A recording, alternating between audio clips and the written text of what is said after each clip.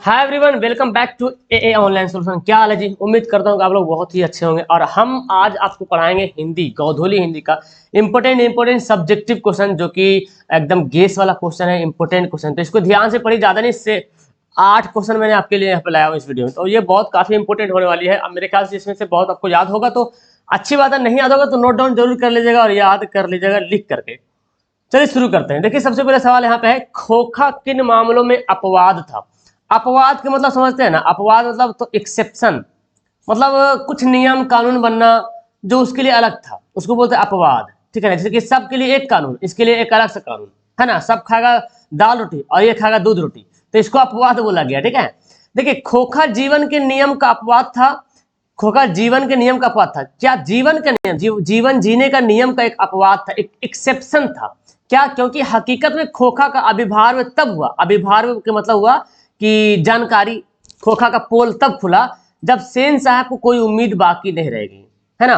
वहीं दूसरी ओर यह घर के नियमों का भी अपवाद था, घर में भी नियम चल रहा था, उसका भी अपवाद था, एक्सेप्शन खोखा था। क्या देखा ना आपने, उसकी बेटियों का अलग रूल नियम था, खोखा का अलग रूल नियम था, क्योंकि इससे मोटर को खतरा था, मोटर गाड़ी के लिए भी यहाँ पे था, तो मोटर गाड़ी का, मोटर जो है उसका भी खतरा रहता था।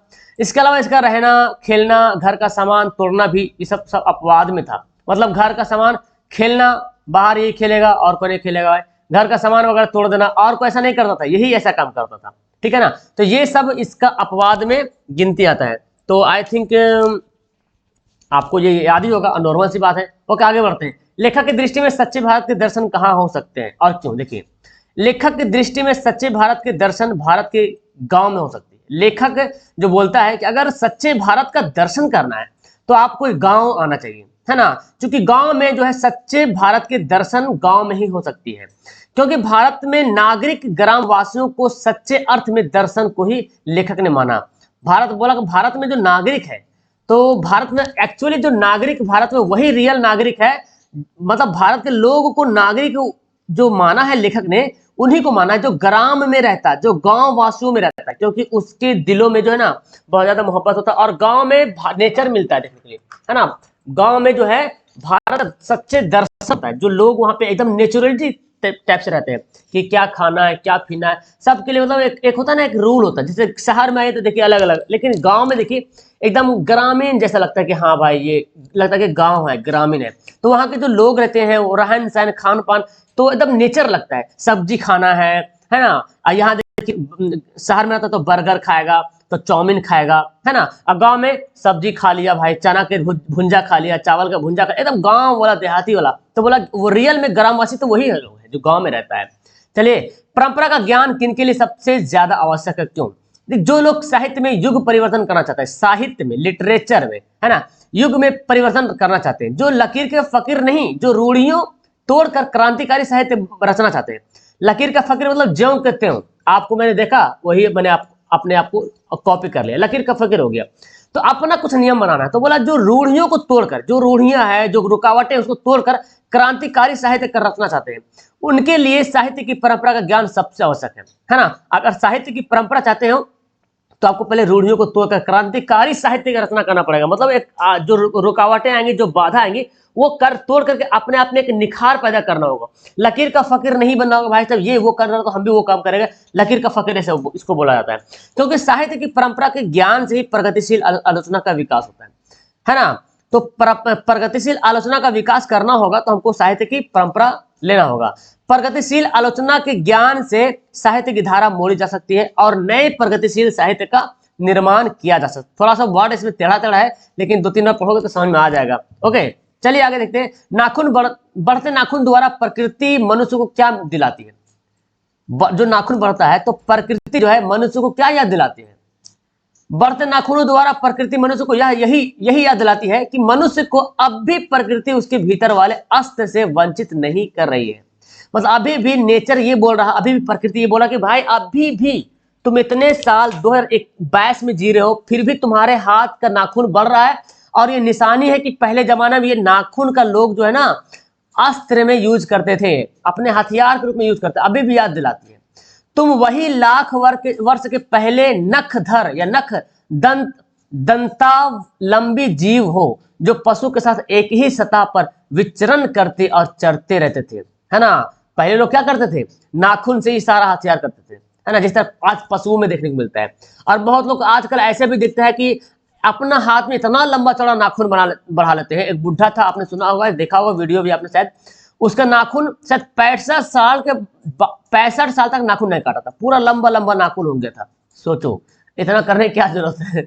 लेकिन ये नाखून प्रकृति याद दिलाती है, भाई साहब तुम अभी भी वही हो लाख साल पहले वाले, जो पहले क्या करते थे, जीव पशु के साथ रहते थे, उसका मार करते थे, उसका साथ रहते थे, है ना। अगर कुछ होता था तो उसके साथ आप भिड़ते भी थे नाखून की सहायता से भी। जैसे आज जानवर क्या करता है, जानवर के लिए हथियार क्या आज है, नाखून है। मुंह तो सबके पास है ना, नाखून बड़ा हथियार जानवर के पास। शिक्षा का अभिप्राय गांधी जी क्या मानते हैं, शिक्षा मतलब एजुकेशन का मतलब क्या है, हम लोग पढ़ते हैं उसका मतलब क्या, हम लोग पढ़ते हैं एक्चुअली आजकल की जो पढ़ाई होता है ना, उसके दिमाग में यही बसा रहता है, बस नौकरी लेना है भाई से, नौकरी लेना है। लेकिन गांधी जी क्या मानते हैं, रियल में एक्चुअल में पढ़ाई का मतलब क्या है। देखिए शिक्षा का अभिप्राय गांधी जी यही मानते थे कि बच्चे और मनुष्य के शरीर बुद्धि और आत्मा के सभी आत्म गुणों को प्रकट किया जाए। मतलब ये मानते थे बच्चे और मनुष्य के शरीर बुद्धि और आत्मा के सभी उत्तम गुणों को प्रकट किया, चाहे शरीर बुद्धि का गुण हो चाहे आत्मा, मतलब उसका बुद्धि का जो गुण जो है प्रकट हो, लोग को देखे तो लगा अरे भाई इसमें कुछ क्वालिटी है ना। पढ़ना लिखना का न अंत है और न आदि है, मतलब कभी खत्म, पढ़ना लिखना जीवन भर चलते रहता है, जन्म लेने से मरने दम तक। अतः बच्चे की शिक्षा का प्रारंभ उसे कोई उपयोगी दस्तकारी सिखाए जाए और जिस क्षण से वह अपनी तालीम शुरू करे उसी क्षण उसे उत्पादन का काम करने योग्य बनाया जाए।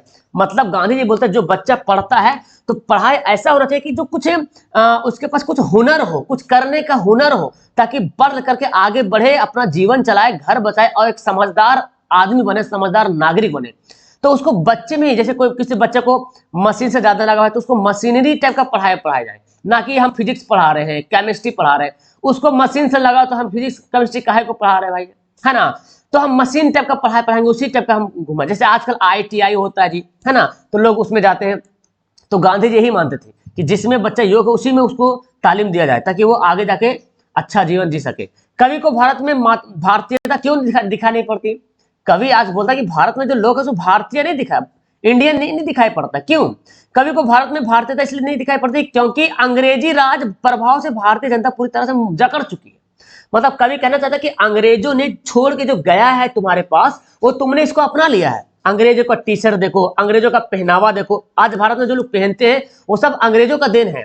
पहले धोती कुर्ता पहनते थे, है ना, अंग्रेज लोग टी-शर्ट जींस वगैरह पहने, टाई लगाते थे, अभी भी देखो लगाते हैं। यहाँ तक कि अभी भी अंग्रेज का एक चीज फॉलो होता है भारत में, वकील लोग, अभी भी वकील लोग काला काला कोट पहनते हैं, वो अंग्रेजों का देन है और अभी तक उसको यूज कर रहे हैं। टी-शर्ट पैंट तो यूज करते ही करते हैं। उसके साथ साथ अंग्रेजी भाषा चाहे कुछ भी हो सब जकड़े हुए हैं, सभी लोग विदेशी वस्तु पर आ गए हैं ना। देखिए चाइना है तो ये सब अपना भारतीय वस्तु पे कोई यूज करता है, नहीं करता है, ये भारत का है, क्या इसमें दम रहेगा। ये ठंड और ये ढंग और गति सब और दिखाई पड़ती, सब और दिखाई पड़ती। पूरा भारत में देखो तो यही सब दिखाई पड़ रहा है ना, विदेशी चाल, विदेशी खान पान, सब विदेशी हो गया, भारतीय कुछ दिखाने। अगर भारतीय देखना है तो चले जाओ ग्राम में, गांव में चले जाओ। वाणी कब विश्व बन जाता है, देखिए वाणी, गुरु नानक कहते हैं कि जब तुम बोलते हो ना, जो बोलते हो, जो मुंह से निकालते हो, कभी कभी वो विष के समान हो जाता है, कभी एक जहर के जैसा हो जाता है। क्यों भाई, देखिए निर्गुण भक्त गुरु नानक कहते हैं, कौन है, निर्गुण भक्ति धारक कवि, ये है गुरु नानक है। जिसने जीवन में राम नाम नहीं लिया उनका जीवन व्यर्थ है। कहते हैं गुरु नानक जिन्होंने अपने जीवन में राम नाम नहीं लिया, मतलब देखिए राम नाम का मतलब ये हुआ भाई साहब, ये सभी के बारे में बोल रहे, क्योंकि गुरु नानक अपने धर्म के बारे में बता रहे हैं, इनका धर्म तो सिख है, लेकिन हिंदू धर्म के बारे में बता रहे कि राम नाम नहीं लिया। यहाँ पे राम नाम का मतलब हुआ कि जो भी धर्म के लोग हैं अपने गॉड का नाम नहीं लिया, अपने भगवान का नाम नहीं लिया, उसका जीवन व्यर्थ है। इसका मेन रूप ये बोला जाता है। फिर बोलता है राम नाम के बिना जो जीवन जी रहा है वही वह विष के समान है। अब इसके बिना मतलब बोले तो नास्तिक, राम नाम के बिना मतलब नास्तिक, जो भगवान को नहीं मानता उसको नास्तिक बोलते हैं।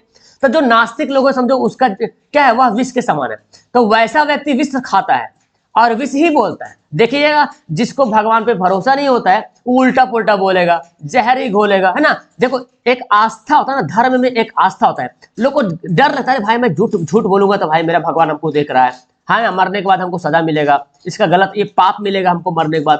तो एक डर होता है ताकि लोग गलत काम नहीं करते, लोगों के साथ भलाई करते। क्यों भलाई? आज लोग एक दूसरे को भलाई क्यों करना चाहते हैं? करते हैं भलाई बहुत लोग क्योंकि जानते हैं यार हमको इसका पुण्य मिलने वाला है, तो उसके दिल में कहीं ना कहीं राम नाम है, कहीं उसके दिल में भगवान है, खुदा है उसके दिल में, है ना, वो मान रहा है। लेकिन जो नास्तिक है उसको क्या है, यार हम कौन है ये, नहीं ये भगवान मानवे नहीं करते हैं। जाकर चोरी कर लिया, जाकर के लूट लिया, जाके झूठ बोल दिया, है ना, चुगली कर लिया, किसी का अपमान कर दिया। तो ये सब अगर वो सब लोग जो होते हैं जो भगवान को नहीं मानते, वही लोग जो है विष के समान बोलते हैं, और उसका बोलना एक जहर के बराबर है। समझ में आया? तो ये मैंने आपको एक्सप्लेन कर दिया। कवि कहां अपने आंसू को पहुंचाना चाहता है? लास्ट सवाल है। रीति मुक्त धारा कौन है? देखिए ये बहुत इंपॉर्टेंट, रीति मुक्त धारा कवि घनानंद है। अपने आंसू को बादल के द्वारा अपने पीड़ा को पीड़ा को बताने हेतु सुजान के आंगन में वर्षा कराना चाहता है। सुजान आपको है ना, घनानंद के बारे में बता रहा, तो सुजान के आंगन में वर्षा कराना चाहता है ताकि सुजान को यह आभास हो सके कि मेरी दशा उसके प्रेम में किस प्रकार व्याकुल है।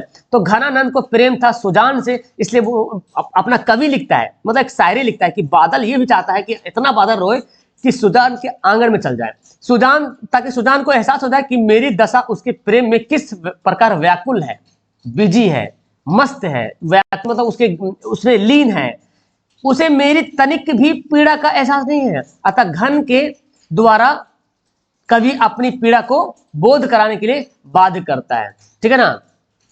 तो ये इंपॉर्टेंट सवाल था आपके लिए, इसको आप लोग देख लीजिए, नोट कर लीजिए। उम्मीद करता हूँ आपको इसमें से कितना सवाल याद था मुझे बताइएगा, है ना, जरूर बताइएगा, ओके, कमेंट करके। तो वीडियो क्लास करते हैं, that's all, thank you everyone, bye.